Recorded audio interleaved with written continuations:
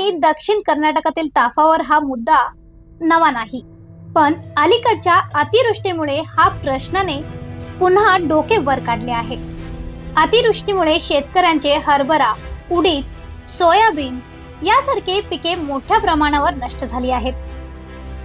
अनेकांचे घरचेही देखील नुकसान झाले आहे, पण मदतीच्या बाबतीत मात्र शेतकरी आणि नागरिकांनी मोठा भेदभाव होत असल्याचा आरोप केला आहे।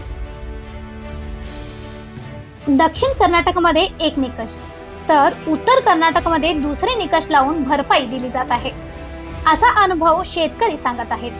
त्यामुळे प्रश्न उभा राहतो, आपल्याच राज्यात दोन मापदंड का?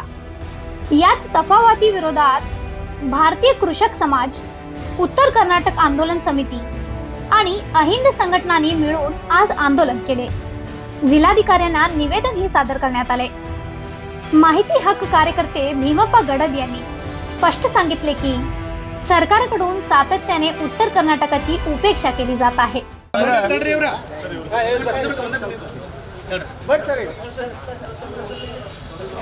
ಈಗ ವಿಪರೀತವಾಗಿ ಸುರಿದ ಮಳೆಯಿಂದ ಪ್ರವಾಹದಿಂದ ಈ ಉತ್ತರ ಕರ್ನಾಟಕ ಭಾಗದಲ್ಲಿ ಸಾಕಷ್ಟು ಬೆಳೆಗಳು ಹಾನಿಯಾಗಿದ್ದಾವೆ। ಈಗ 15 ದಿವಸದಿಂದ ಈ ಮನವಿ ಕೊಡು ಕಾರ್ಯಕ್ರಮ ಉತ್ತರ ಕರ್ನಾಟಕ ಭಾಗದಲ್ಲಿ ಎಲ್ಲ ಕಚೇರಿಗಳ ಮುಂದೆ ನಡೀತಾ ಇದೆ। ನಮ್ಮದೇನಪ್ಪ ಸರ್ಕಾರಕ್ಕೆ ಒತ್ತಾಯ ಅಂದ್ರೆ ನೀವೇನು ಪರಿಹಾರ ಕೊಡೋದ್ರಾಗಿದ್ರು ಇನ್ನೊಬ್ಬರೇ ಸಮೀಕ್ಷೆ ಮಾಡೋದ್ರಾಗಿದ್ರು ಅಂತೇಳಿ ಇವತ್ತು ನಾವು ಜಿಲ್ಲಾಧಿಕಾರಿನ ಕೇಳಕ್ಕೆ ಬಂದೀವಿ। ಇಲ್ಲಿ ನಮ್ಮದೇನಪ್ಪ ಮಾನ್ಯ ಮುಖ್ಯಮಂತ್ರಿಗಳ ಪ್ರಶ್ನೆ ಅಂದ್ರೆ ಮಣ್ಣಿನ ದಿವಸ ಅಧಿವೇಶನದಲ್ಲಿ ವಯನಾಡಕ್ಕೆ ಒಂದು 100 ಕೋಟಿ ರೂಪಾಯಿ ಆದಾಗಳ ಬಿಡುಗಡೆ ಮಾಡಿರಿ। ನೀವು ಕರ್ನಾಟಕ ರಾಜ್ಯದ ಜನರು ಏನು ತೆರಿಗೆ ಕಟ್ಟಿದ್ರು ಆ ತೆರಿಗೆ ಹಣವನ್ನು ನಿಮ್ಮ ಕೇಂದ್ರ ನಾಯಕರ ಒತ್ತಡಕ್ಕೆ ಮಣಿದ 100 ಕೋಟಿ ರೂಪಾಯಿ ಬಿಡುಗಡೆ ಮಾಡಿರಿ। ಇಲ್ಲಿ 15 ದಿವಸ ರಾಜ್ಯದಲ್ಲೇ ಮನವಿ ಕೊಡ್ತಾ ಇದ್ರು, ಈ ರೈತರ ಬೆಳೆಗೆ ಯಾಕೆ ಪರಿಹಾರ ಕೊಡ್ತಾ ಇಲ್ಲ ಅಂತೇಳಿ ಜಿಲ್ಲಾಧಿಕಾರಿ ನಾವು ಕೇಳಕ್ಕೆ ಬಂದೀವಿ। ಆದಷ್ಟು ಬೇಗನೆ ಇವರ ಪರಿಹಾರ ಕೊಡುವಲ್ಲಿ ಕ್ರಮ ತಗೊಳ್ಳದೇ ಇದ್ರೆ ನಮ್ಮದಂತೂ ಬಡ್ಡಿಯಿಂದ ಹೋರಾಟ ಇದೆ। ಈ ಉತ್ತರ ಕರ್ನಾಟಕವನ್ನು ಸರ್ಕಾರ ನಿರ್ಲಕ್ಷ್ಯ ಮಾಡ್ತೈತಿ। ಉತ್ತರ ಕರ್ನಾಟಕ ಪ್ರತ್ಯೇಕ ರಾಜ್ಯಕ್ಕೂ ಕೂಡ ನಾವು ಮುಂದೆ ದೊಡ್ಡ ಪ್ರಮಾಣದಲ್ಲಿ ಹೋರಾಟ ಮಾಡ್ತು ಎಚ್ಚರಿಕೆ ಕೊಡ್ತಾ ಇದ್ದೀವಿ। ಸಚಿವರು ಕೂಡ ಯಾರೂ ಭೇಟಿ ಕೊಡಲಿಲ್ಲ, ಯಾರೂ ಕೊಟ್ಟಿಲ್ಲ, ಅವ್ರು ಸೌಡಿಲ್ಲ, ಅವ್ರಿಗೆ ಇದ್ರ ಬಗ್ಗೆ ಕಾಳಜಿನೇ ಇಲ್ಲ। ರೈತರ ಹೆಸರು ಪ್ರಮಾಣ ವಚನ ಸ್ವೀಕಾರ ಮಾಡೋದು, ಅಲ್ಲಿ ಹೋಗಿ ರೈತರ ಪರಿಹಾರ ಬಗ್ಗೆ ಕೇಳಲಿಲ್ಲ। ಒಬ್ಬರಾದರೂ ಶಾಸಕರು ಕರ್ನಾಟಕದವ್ರು ಕೇಳಬೇಕಾಗಿತ್ತು।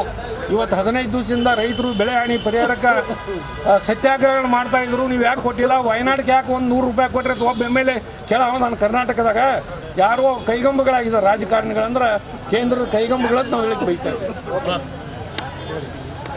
जर हा भेदभाव थांबवला नाही तर वेगळ्या उत्तर कर्नाटकासाठी आंदोलन अधिक तीव्र होऊ शकते।